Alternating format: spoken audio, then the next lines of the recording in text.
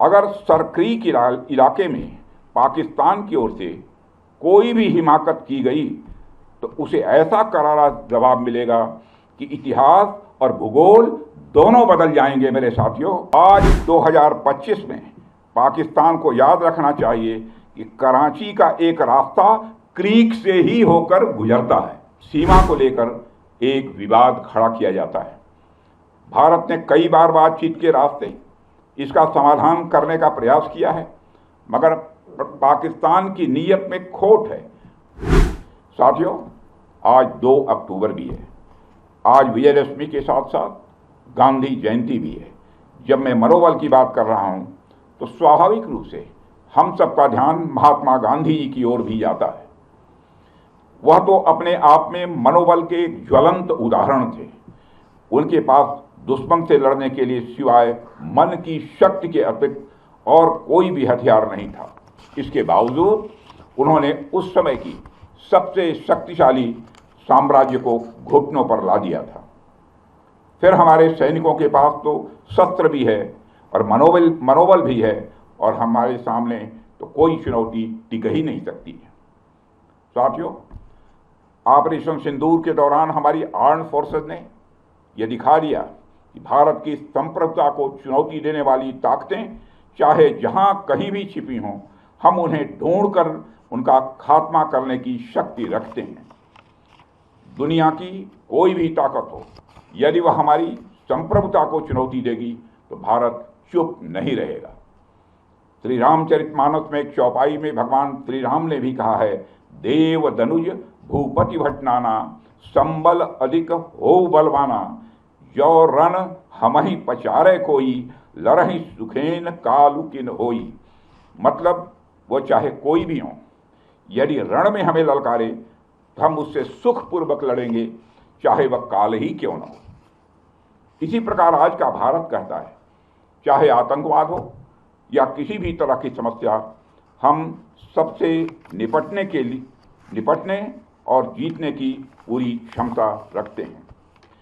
साथियों, ऑपरेशन सिंदूर के दौरान पाकिस्तान ने लेह से लेकर सरक्रीक के इस इलाके तक भारत के डिफेंस सिस्टम को भेजने की नाकाम कोशिश की। भारत के डिफेंस सिस्टम को उन्होंने भेजने की एक नाकाम कोशिश की, जबकि भारत की सेनाओं ने अपनी जवाबी कार्रवाई में पाकिस्तानी एयर डिफेंस सिस्टम को पूरी तरह से एक्सपोज कर दिया और दुनिया को यह भी संदेश दे दिया कि भारत की सेनाएं जब चाहें, जहां चाहें और जैसे भी चाहें पाकिस्तान को भारी नुकसान पहुंचा सकती हैं। अपने सामर्थ्य के बावजूद हमने संयम का परिचय दिया, क्योंकि हमारी सैन्य कार्रवाई आतंकवाद के विरोध में थी।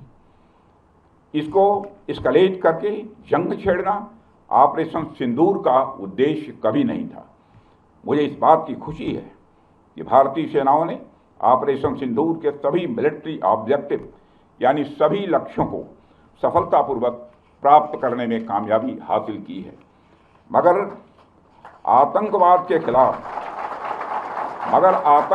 खिलाफ हमारी लड़ाई जारी है। साथियों, आज़ादी के 78 साल बीत जाने के बावजूद सरक्रीक इलाके में सीमा को लेकर एक विवाद खड़ा किया जाता है। भारत ने कई बार बातचीत के रास्ते इसका समाधान करने का प्रयास किया है, मगर पाकिस्तान की नीयत में खोट है। उसकी नीयत साफ नहीं है। जिस तरह से हाल में पाकिस्तान की फौज ने सरक्रीक के सटे इलाकों में अपना मिलिट्री इंफ्रास्ट्रक्चर बढ़ाया है, वह उसकी नीयत बताता है। साथियों, भारत की सीमाओं की रक्षा भारतीय सेनाएं और बॉर्डर सिक्योरिटी फोर्स मिलकर मुस्तैदी से कर रही हैं।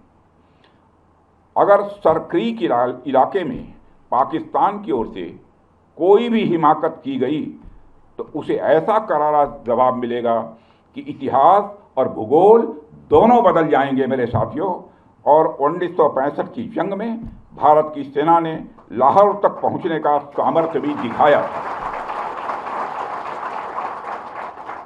आज 2025 में पाकिस्तान को याद रखना चाहिए कि कराची का एक रास्ता क्रीक से ही होकर गुजरता है।